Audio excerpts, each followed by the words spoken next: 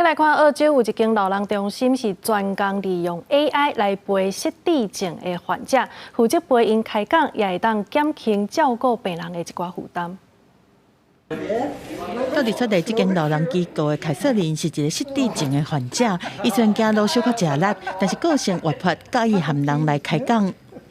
Sometimes it's nice to be alone, but it's lovely to be in company of other people and share memories from time to time. Different people, different countries. You're absolutely right, my dear. 在大型荧幕内面和凯瑟琳在对话的人，是一个叫做维夫的 AI 虚拟人物。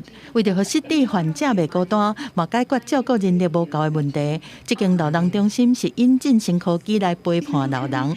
更较特别的是，维夫的创作过程中，有些有失智症的女性参与，可以对失智者更较有同理心。Living with dementia has its challenges, but I try to make the most of each day. Some days I feel a bit forgetful and get lost in my thoughts. But other times, I feel a sense of clarity and connection. It's a journey, you know.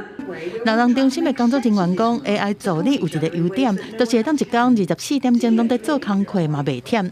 To have staff around the resident 24 hours a day is very difficult.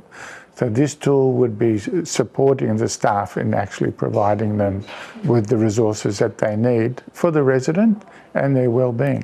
不过专家嘛提醒讲 ，AI 开讲的科技嘛是有风险，而且永远无法度取代厝内人和朋友真实的陪伴。公司新闻站回应评译。